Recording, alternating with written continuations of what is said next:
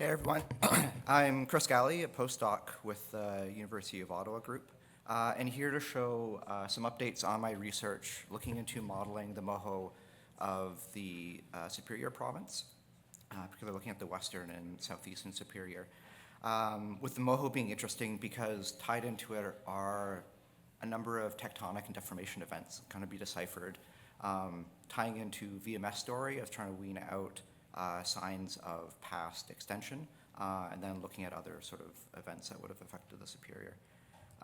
Just a quick little shout out to sort of our partners, software is used, and then just begin with an introduction to the methods we use to sort of get to the Moho. And all of this is tied into inversion modeling, gravity inversion modeling, which works by taking a gravity data set. So the data shown here is from the GSE, stations at the black points.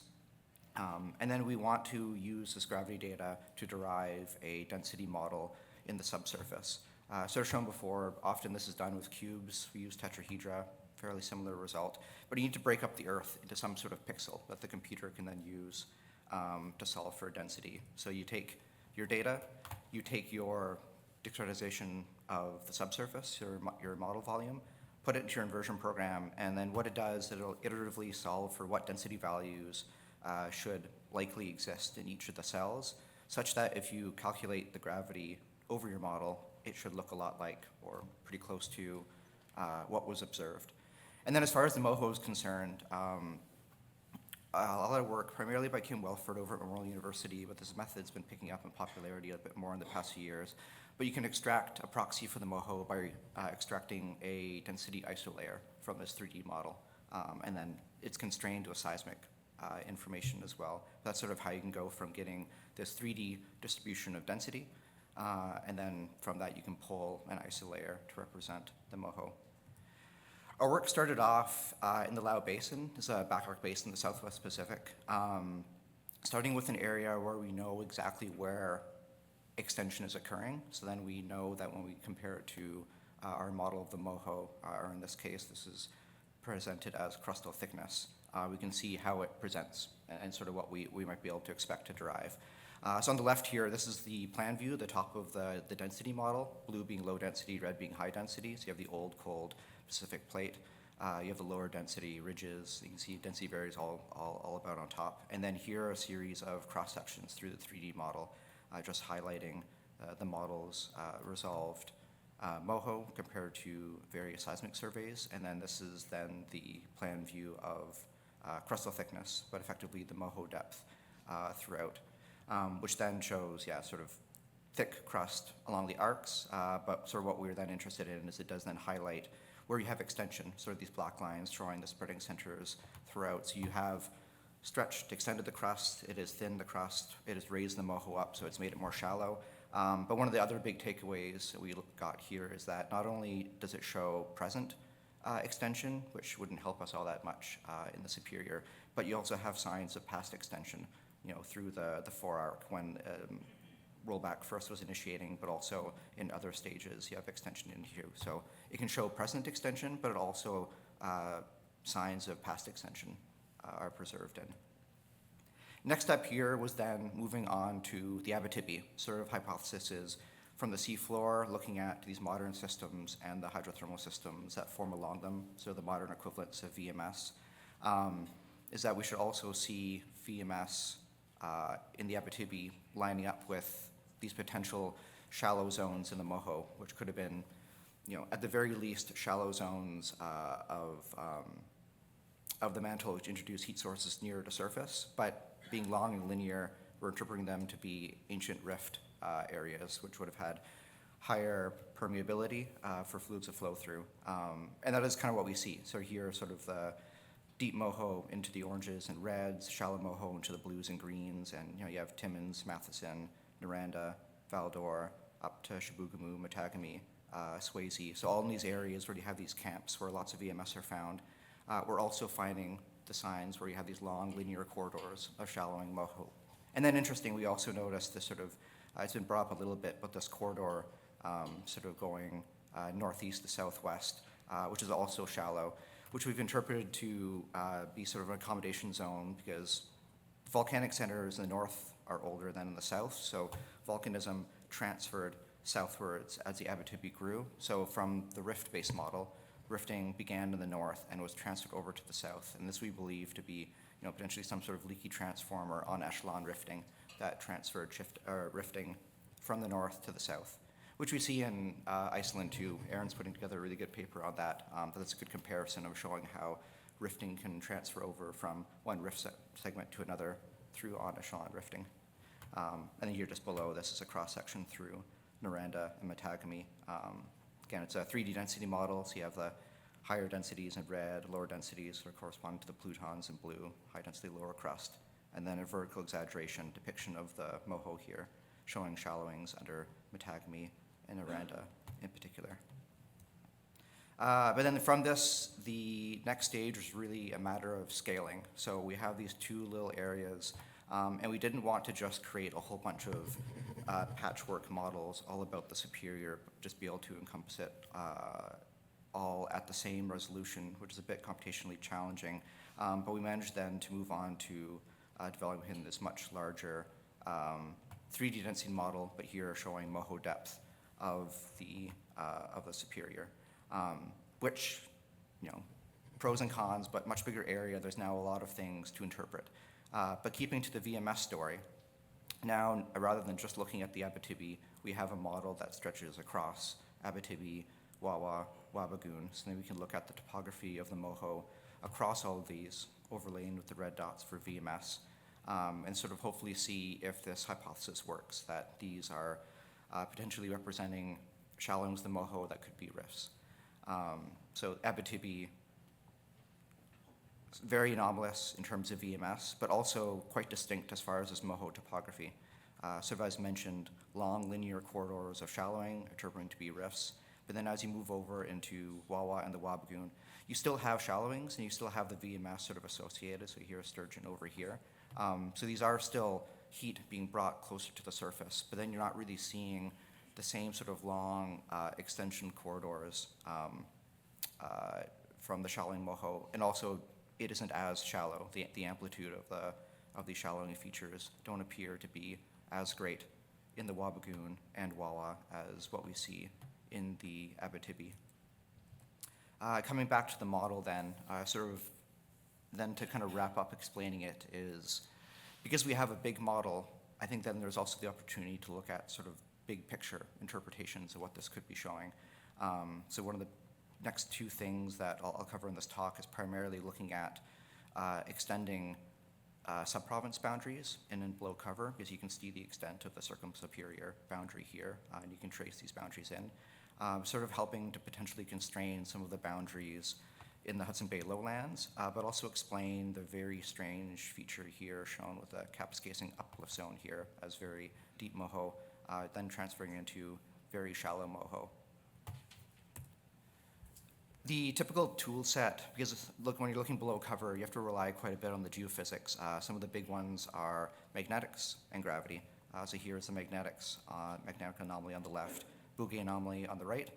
Magnetics being, I think, probably the best because it's, in part, magnetic data is very sensitive to near surface features. So if you're looking to map boundaries of features or faults, it's sort of in the near surface. So you can see from the difference, there's a lot more detail in the mag. But, especially here over in James Bay, there's holes in the mag, so we just don't know really what is going on there. Gravity is a bit more smeared out, but there still is quite a bit of information, so you can still see the extensions of sort of the texture of the low Bouguer plutons, high Bouguer greenstone belts around the Abitibi and Wabigoon, and then features under the cover as well. Only then, good thing for the modeling I'm looking at for the Moho, but because gravity is more sensitive to deep features, if you just look at the data, you're compounding all these features on top of each other, which is then where doing the 3D modeling can help, effectively kind of doing a form of wavelength filtering, but you can then you can separate it to density differences at surface.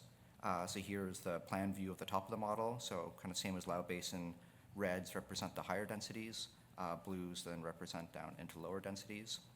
So much more fine scale variations, kind of like what we see in the magnetics.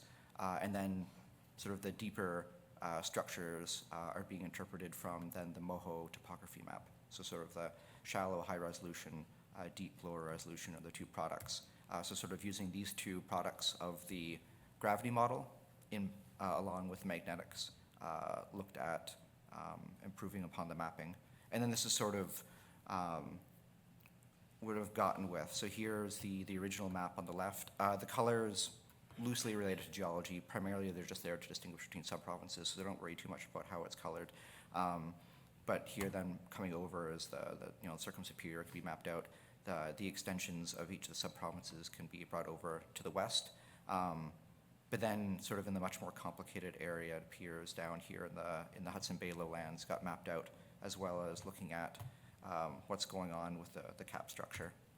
So then, just zooming in on the Hudson Bay lowlands, again, sort of showing the old map started off by laying on these red dotted lines are major features. So started with throwing on major fault structures, and then started adding on boundaries that were apparent in magnetics, in the magnetics, apparent in the density, which probably changes in lithology, and then in the Moho, which could be deep crustal structures too. And then sort of with all those features laid over, came up with the interpretation of potentially how some of the subprovinces can be crossing over the cap structure, and then also what's going on here. In particular, sort of from the magnetics, you could see that at least it looks a lot like Nemiscow crosses over. This little sliver out here is a very similar feature, both with the boundary with Hepatica in the south as well in the north here. So I think that crosses over the cap structure there. Also in the Moho, it presents sort of these sedimentary basins are basins. So as far as isostatic equilibrium, first order approximation, but you'll generally have a shallowing of the Moho under these basins. So you see that as well as a shallowing under Nemiscow, and then interpreted English River to also wrap up, sort of following that shallowing here, which then has implications of the Hepatica crossing over, which I'm still sort of digesting, and then connecting up here Oxford Stall with East Main, and then Bainville with the Hudson Bay terrain there. But then that kind of moves into, what's kind of going on here with the cap structure. But also more importantly, there's been deformation events that occurred to the Superior. So just looking at how the subprovinces are laid out today might not quite make sense to how they were lined up in the past, which led into sort of deformation reconstruction of the 1.9 deformation event that created the cap structure, which primarily included a rotation of the Eastern Superior with respect to the Western when there was a major collision event. Now this has been modeled and constrained pretty well by a number of people. This is sort of showing the model by Ernst and West. And you can use the Matachewan dikes to figure this out. So you can figure out how you would have re-rotated the Eastern Superior with respect to the West and added in a translation to get these lined up again. So sort of have a pole of rotation set up here. And then technically, when it comes to these sort of reconstructions, when you're working on a globe, even translation is technically a Euler pole rotation. So that's what this included here. But this is sort of their 60-kilometer translation, and then you have a 6-degree rotation about this pole. And then interestingly, if you then look at the rotation pole that Ernst and West have placed to realign the Matachewan dikes, that is smack right in the middle of this really weird feature shown with the cap structure as far as the upflip zone, which is deep Moho. So you have shortening, which as far as the model of if you have rotation of the east or Eastern Superior going on here, that aligns with the shortening that would have driven the Abitibi into the Wawa, uplifting, exposed the deep crust, but also just really thickening the Moho here.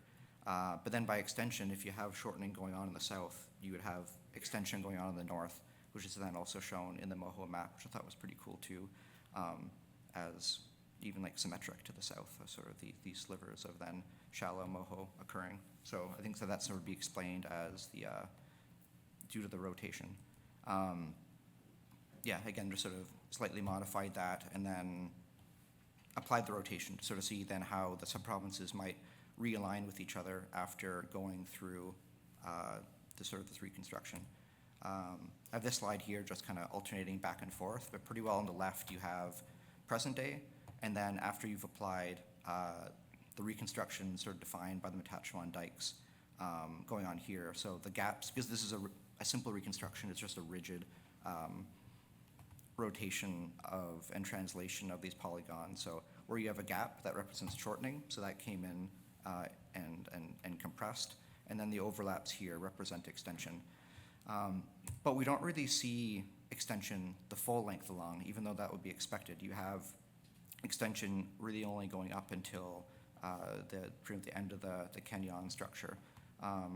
And this isn't really a new interpretation, but again, it's pretty cool that it's shown in the Moho, is that there's two forms of extension really going on across the northern part of the Superior, is that where you're close to your pole of rotation and it starts to rotate, you're able to accommodate this extension over a relatively small area. And then that's why you have sort of the focused uplift or thinning of the Moho here. But the further you go away, that's a lot of stress on the crust, and it can't really continue to be accommodated over a narrow area. So then you opened up, extension was accommodated then by Winusk River and Canyon Fault. So you have this larger area where you've accommodated extension in the north and then focused in the south. And again, that's sort of reflected in the Moho, where you have this very definite end of where you have the thinning of the Moho there. Just sort of showing, yeah, focused, distributed, and then accommodation. So then just sort of a summary of the Moho analysis modeling we've done so far. It's a big model. There's lots of different things that could possibly be done with it. For the VMS story, we've looked at then that we have the whole Southern Superior continuously across. We can compare the Abitibi with the Wawa and Wabigoon, looking at differences in the topography of the Moho, primarily that you have long, high amplitude shallowings of the Moho that correspond to VMS very well in the Abitibi, but we're lacking that in the less endowed subprovinces. But then by using the features we can see in the Moho, we can also constrain reconstructive models and update, I think, sort of maybe the mapping below cover of the subprovinces, rewinding the position of the Superior to what it might have looked like pre 1.9. Hopefully, maybe better setting things up to update maybe a tectonic model of not just how the west and the east form, but maybe how the whole Superior could have formed if it did in fact form, sort of as one continuous chain of east-west trending trains. Thanks. I'll happy to take any questions.